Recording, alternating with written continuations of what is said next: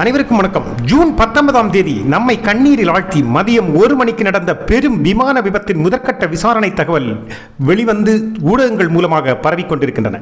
நமது சந்தேகங்களை உறுதிப்படுத்துவதாகத்தான் அவை இருப்பதாகவும் கூறப்படுகிறது.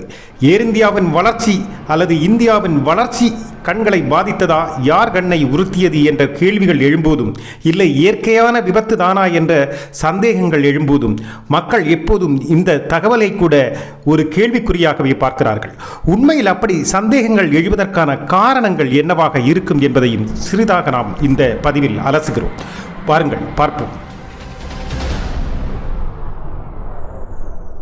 விபத்துக்குள்ளான போயிங் நிறுவன தயாரிப்பான பெரிய பயணிகள் விமானம் எரிபொருள் கட்டுப்பாட்டு மின்சார பொத்தான் ஆஃப் நிலையிலேயே இருந்ததாக கண்டறியப்பட்டது தற்போதைய புலனாய்வு குழுவால் என்று செய்திகள் வந்த வண்ணம் இருக்கின்றன. ஊடகங்கள் எங்கும் பரவி கிடக்கின்றன. ஏர்கிராப்ட் ஆக்சிடென்ட் இன்வெஸ்டிகேஷன் பியூரோ இதை கருப்பு பெட்டி மூலம் கண்டறிந்து சொல்வதாக சொல்லப்படுகிறது. கிட்டத்தட்ட 1 மாதம் ஆனபோது கூட அதிர்ச்சியிலிருந்து மக்கள் மீளவில்லை. அதற்குள் இந்த செய்தி வந்தபோதும் மக்கள் அதை ஏற்றுக்கொண்டார்களா என்பது கேள்விக்குறியாகவே இருக்கிறது. ஏனென்றால் மக்களுக்கு இப்போதும் சந்தேகம் தீர்ந்தபாடில்லை.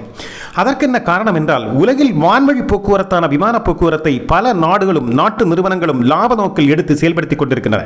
உலகின் மிகப்பெரிய மக்கள் தொகை கொண்ட ஜனநாயக நாடான இந்தியாவின் விமான தேவை என்பது கொஞ்ச நஞ்சமல்ல. இங்குள்ள விமான பயணிகளின் எண்ணிக்கையும் கொஞ்ச நஞ்சமல்ல. ஆனால் இவற்றை எல்லாம் சரிகட்டுவது யாரு என்று பார்த்தால், பல்வேறு நாடுகளில் உள்ள பல்வேறு மிகப்பெரிய விமான நிறுவனங்கள் என்று வேண்டுமானால் சொல்லலாம்.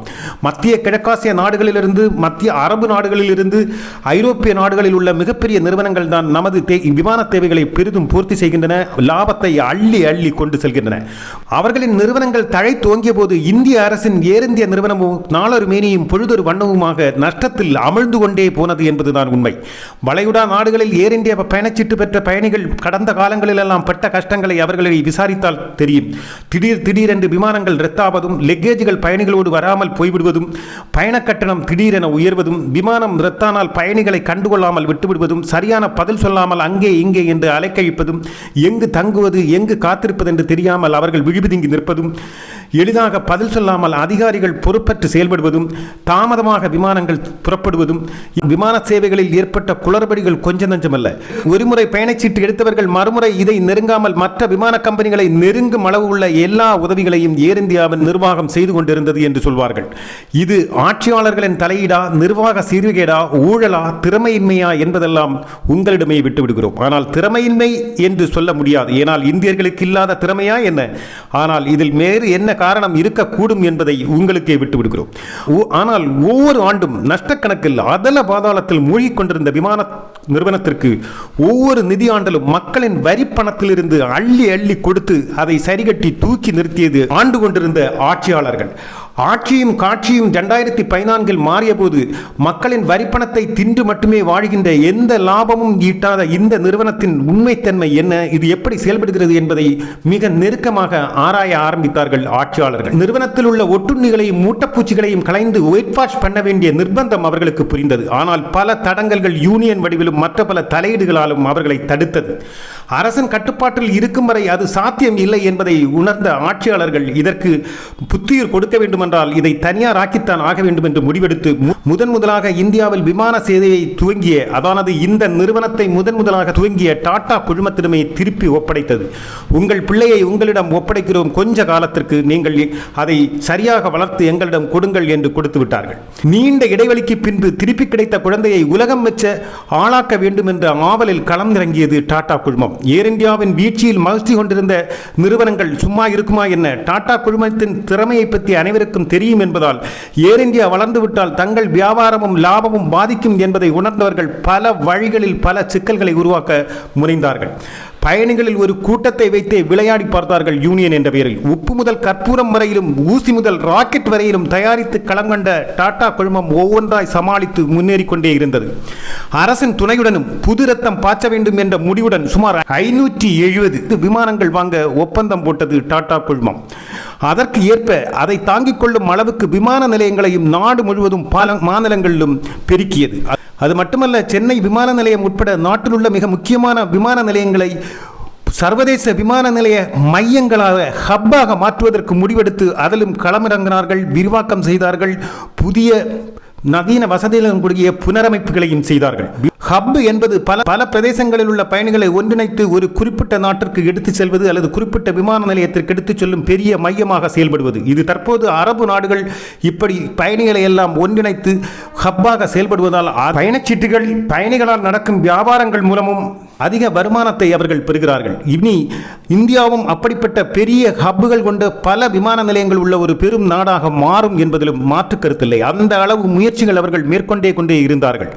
ஆனால் இவையெல்லாம் ஏற்கனவே வியாபாரத்தில் மூழ்கி லாபம் கொய்து கொண்டிருந்தவர்களுக்கு வயிற்றெரிச்சலை கிளப்பியது. இப்படி இந்திய விமான போக்குவரத்தில் ஒரு புரட்சியே ஏற்படும் வகையிலான திட்டங்களும் செயல்பாடுகளுடனும் களம் இறங்கிய டாடா குழுமமும் அரசும் இப்படி துணிந்து நின்றுவிட்டால் தங்களுக்கு பாதிப்பு வரும் என்று கருதிய எதிரிகள் பயணிகள் வடிவில் கூட இவர்களுக்கு தொல்லை கொடுக்க ஆரம்பித்தார்கள். வெடிக்குண்டு மிரட்டல்கள், விமானத்தின் டாய்லெட்டுகள் அடைந்து விமானங்கள் பிரச்சனைக்குள்ளாவது, பயணிகளுடன் சண்டை போடுவது, ஏதாவது உணவுக்காக சண்டை போடுவது என சிறு குறு பெரு பிரச்சனைகளை உருவாக்கி தினம் ஒரு எதிர்மறையான கருத்து ஏர் இந்தியாவை பற்றி வருவதற்கு பார்த்து கொண்டார்கள். பயணிகள் நம்பி அதில் செல்வதற்கு பயப்பட வேண்டும், தயங்க வேண்டும் என்ற ஒரு நோக்கத்துடன் பல செயல்களும் நடத்தப்பட்டன என்று வேண்டுமானால் சொல்லலாம். இருப்பினும் அரசும் டாடாவும் ஏர் இந்தியா என்ற குழந்தையை உலகம் நம்பும்படியான நம்பிக்கை உடையதான வசதியான சேவைக்காரன் என்று மாற்றாமல் ஓயமாட்டோம் என்று கங்கணம் கட்டி நின்றார்கள். எதிரிகளோ மக்கள் இதை நம்பி போகக்கூடாது என்பதில் கங்கணம் கட்டி நின்றார்கள். நன்றாக அவர்கள் அதற்கான செயல்பாடுகளிலும் முயற்சிகளிலும் பயணிகள் வடிவிலும் சரி பல வடிவுகளிலும் முயற்சி செய்து கொண்டே இருந்தார்கள். இதனிடையே தான் இந்த விமான விபத்து ஏற்பட்டது. சுமார் 260 பேரை காவு வாங்கி அனைவரையும் அழ வைத்தது, நெஞ்சை பதபதிக்க வைத்தது. கருப்புப்பட்டி உட்பட அனைத்தையும் பரிசோதித்து முதற்கட்ட அறிக்கை வந்தபோது சந்தேகங்கள் பலப்படுகிறதா என்று கூட தோன்றுகிறது. விமானம் தரையிலிருந்து கிளம்பி மேலெழும்பி நொடிகளுக்கிடையிலே சுமார் 32 நொடிகளுக்கிடையே 2 விமான என்ஜின்களும் நின்று போயிருக்கின்றன. அதற்கு காரணம் எரிபொருள் தொட்டியிலிருந்து என்ஜினுக்கு பெட்ரோல் செல்லும் பாதையை கட்டுப்படுத்தும் மின்சார பொத்தான் ஆஃப் நிலையிலேயே இருந்ததுதான் காரணம் என்று சொல்கிறார்கள். ஆனால் இந்த சுவிட்சை ஆன் செய்யாமல் விமானத்தை இயக்க மாட்டார்கள் என்று சொல்லும் போது இந்த சுவிட்ச் எப்படி ஆன் செய்யாமல் இருந்தது என்ற கேள்வி வலுவாக எழுகிறது. விமானம் இயக்க ஆரம்பிக்கும் போதே இந்த சுவிட்ச் ஆன் செய்யப்படும் என்பதுதான் வழக்கம். ஆனால் மேலெழும்பிய விமானத்தின் சுவிட்சுகள் ஆஃப் நிலையில் இருந்தது எப்படி என்ற கேள்விகள் வருகிறது. விமானிகள் இருவரும் ஒருவருக்கொருவர் பேசிய பேச்சுக்கள் இதை உறுதிப்படுத்துகின்றன. Cockpit voice ரெக்கார்டரில் பதிந்திருக்கிறது. யார் ஆஃப் செய்தது என்று ஒருவர் கேட்க இன்னொருவர் நான் இல்லை என்று சொல்வதும் மிக தெளிவாக கேட்கிறது. யாருடன் யார் கேட்டார் சொன்னார் என்பதெல்லாம் தெளிவாக இன்னும் அடையாளப்படுத்தப்படவில்லை என்பது குறிப்பிடத்தக்கது. மிகப்பெரிய சந்தேகம் கிளப்புவதாகவே இந்த உரையாடல் இருக்கிறது. சாதாரணமாக இது நடக்கும் என்று கூற முடியாது. இன்னும் விவரமான புலனாய்வு இதற்கு தேவைப்படுகிறது. எரிபொருளை கட்டுப்படுத்தும் சுவிட்ச் ஆன் ஆகாமல் ரன்வேயில் ஓடி எப்படி விமானம் இயங்கியது என்ற ஒரு கேள்வி வருகிறது. இல்லையே அதற்கு தேவையான ஒரு குறிப்பிட்ட சிறிய அளவு எரிபொருள் என்ஜினுக்குள்ளேயே இருக்குமா என்ற சந்தேகங்களும் எழுகிறது ஒரு சாதாரண மனிதனுக்கு. போட்டிகளும் பொறாமைகளும் துவேஷங்களும் நிறைந்த உலகம் இது என்பதை நாம் நினைவில் கொள்ள வேண்டும். கனவில் கூட நினைக்காத மனிதர்கள் கூட நமக்கு விரோதிகளாகவும் சதியர்களாகவும் மாற வாய்ப்பு நிறைய இருக்கிறது. சதியின் பிம்பமாய் அவர்கள் தோன்றவும் கூடும். இவரா இப்படி செய்வார் என்று கூட நாம் நினைக்கும் அளவு நமக்கு சதி செய்து வந்து நிற்பார்கள். ஆக யாரையும் சந்தேக கண்ணுடைய பார்க்க வேண்டிய நிர்பந்தத்தில் இப்போது நாம் இருக்கிறோம். அது பொருள் தேவையாக இருக்கலாம், மதம், ஜாதி போன்ற இன உணர்வுகளை தூண்டும் போதும் ஒருவன் எதிரியாக மாற வாய்ப்பு இருக்கிறது என்பதால் இதை கட்டாயம் புலனாய்வு செய்து கண்டுபிடிக்க வேண்டியிருக்கிறார். அதை அனைத்தையும் சந்தேக கண்ணுடன் பார்க்கும் புலனாய்வு கண்கள் போல நாமும் யாரையும் நம்ப முடியாமல் சந்தேகத்திலேயே தவிக்க வேண்டியிருக்கிறது. விமானத்தை டேக் ஆஃப் செய்து தரையிலிருந்து உயர்த்தியது கோ பைலட், அதாவது இணை விமானி. முதன்மை விமானி அதை கண்காணித்தபடி உட்கார்ந்திருந்தார். எரிபொருள் கட்டுப்பாட்டு பொத்தான் ஆஃபாக இருப்பது அப்போதுதான் அவர் கவனத்தில் பட்டது. அவர்கள் தங்களுக்குள் அப்போதுதான் இந்த கேள்விகள் கேட்டுக்கொண்டிருக்கிறார்கள். இதை யார் ஆஃப் செய்தார்கள் என்று. இல்லை, நான் இல்லை என்று மற்றொருவர் பதில் சொல்கிறார்.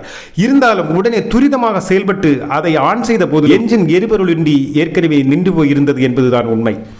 என்ஜினின் சுழற்சியின் வேகத்தில் காற்றை இழுத்து பின்னுக்கு தள்ளி முன்னேறும் வேகத்தில் தான் விமானம் பறக்கிறது. விமானம் நின்றுவிட்டால் அதன் பறக்கும் சக்தி இழந்துவிடும், அப்படியே தரையை தொட்டுவிடும். இங்கேயும் அதுதான் நடந்தது. என்ஜின் செயல்படாமல் நின்றதால் விமானம் விபத்துக்குள்ளானது. தேவையான எரிபொருள் கிடைக்காததால் என்ஜின் செயலற்று நின்றுவிட்டது என்பதுதான் இங்கு இப்போது கண்டுபிடித்து சொல்லப்பட்டிருக்கிறது. மறுபடி அவர்கள் சுவிட்சை ஆன் செய்து எரிபொருள் தொட்டியிலிருந்து எரிபொருள் என்ஜினை அடைவதற்கு முன்பே விமானம் நிலத்தை தொட்டுவிட்டது. மின் இணைப்புகள் எல்லாம் நின்று போனது. மின் இணைப்புகள் எல்லாம் நின்று போனால் தான் ரேஜ் பகுதி வெளிவரும், அதானது அதன் கால் பகுதி வெளிவரும் என்கிறார்கள். இந்த விமானம் விழுந்த போதும் கால் பகுதி வெளிவந்ததாகவும் சொல்கிறார்கள். எல்லோரும் சந்தேகப்பட்டது என்ஜின் கோளாறா இல்லை பறவைகள் ஏதாவது மோதிவிட்டனவா என்று கூட சந்தேகப்பட்டார்கள். ஆனால் ஆய்வின் முடிவில் பறவைகள் எதுவும் மோதவில்லை என்பதும் உறுதியாக சொல்கிறார்கள்.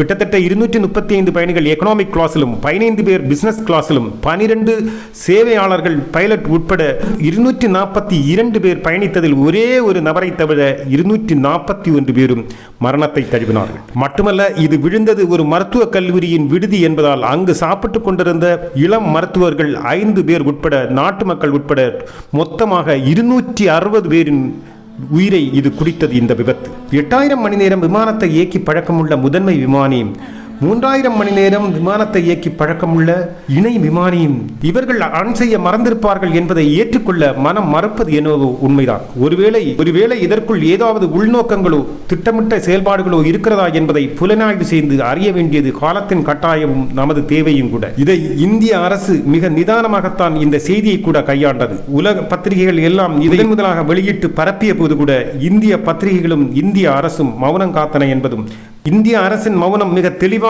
உணர்த்துவது என்னவென்றால் அவர்கள் மிக திடமான உறுதியான தெளிவான புலனாய்வை அவர்கள் எதிர்பார்க்கிறார்கள், அதற்கான விடையையும் எதிர்பார்க்கிறார்கள். இது விபத்தா அல்லது விபத்தாக்கப்பட்டதா என்பதை புலனாய்வு விடை சொல்லும் என்றே தோன்றுகிறது. அதை இந்திய அரசு கச்சிதமாக செய்யும் என்றும் நாம் நம்புவோம்.